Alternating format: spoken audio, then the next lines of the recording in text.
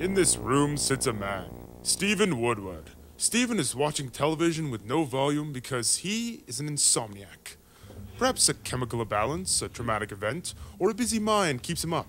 However, Stephen Woodward is an otherwise healthy male.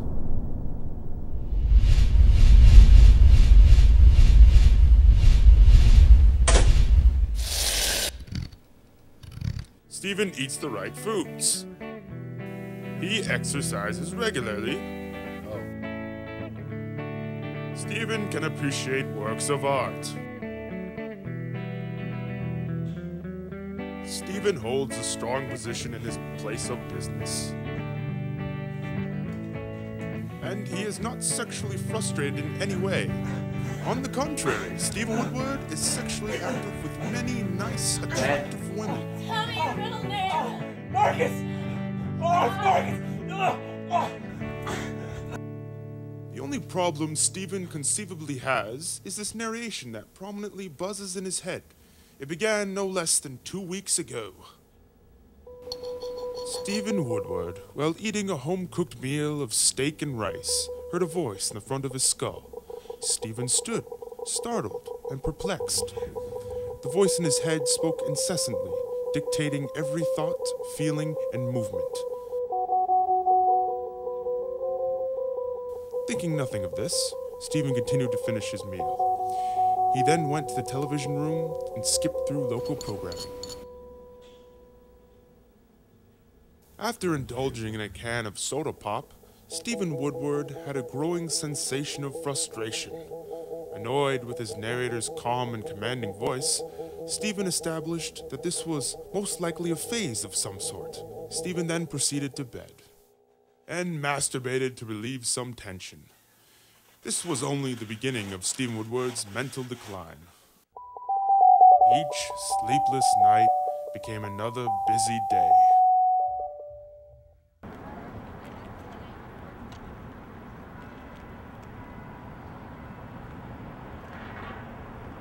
Excuse me, sir. Can I talk to you for a second? Over here? I'm selling some DVDs. I was just wondering if you want to take a look at what I got. Maybe. Only being able to endure so much punishment, Stephen began to call in sick to work in an effort to isolate himself and solve his problem. And this brings us to the present.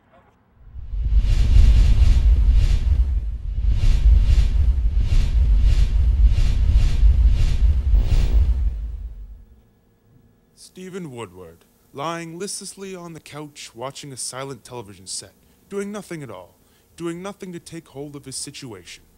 Stephen looks up over at his computer and decides that he should do something. He carries his weight to his mediocre laptop. Stephen researches insomnia, schizophrenia, dual personality disorder, and a local band he enjoys listening to. Although Stephen Woodward is normally a calm person, always cool with collected thoughts, he becomes agitated and fidgety. Described our narrator in an almost concerned manner. Thrown aback by this new development, Stephen Woodward, scared but not alone, hears the soft voice of a woman bouncing through the valley of his mind. Said the narrator, who was also becoming increasingly curious about this phenomenon. He questioned, how could this happen? How could a figment of a man's imagination also go insane?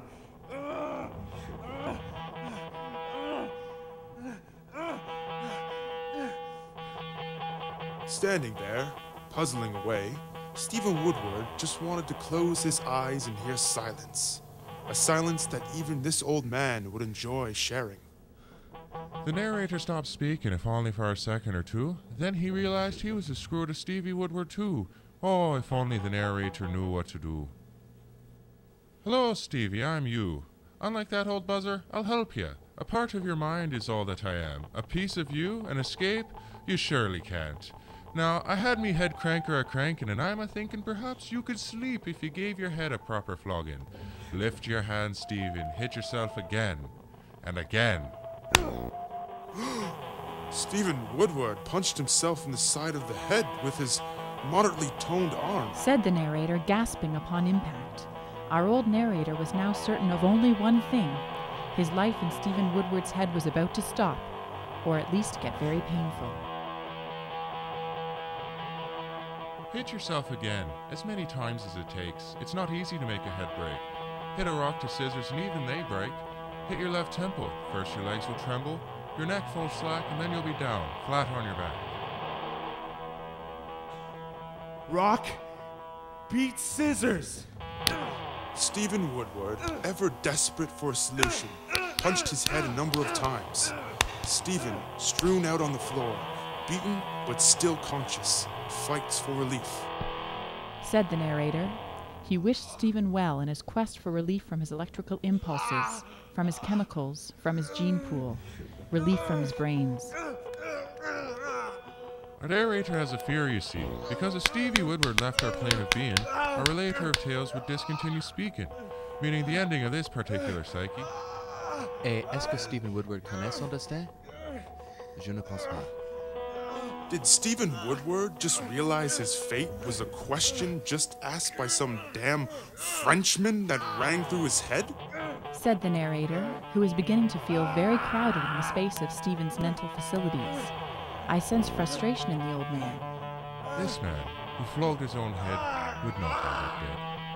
His name is actually Robert Alvarez. And these voices in his head. Là où au moins on l'a voulu de mort. Were never actually in his head. So, Robert Alvarez, So, the man Robert with many Alvarez people has echoing man through with his many Many cranium. people people through his echoing cranium. through his cranium. He was just the result of a big misinterpretation.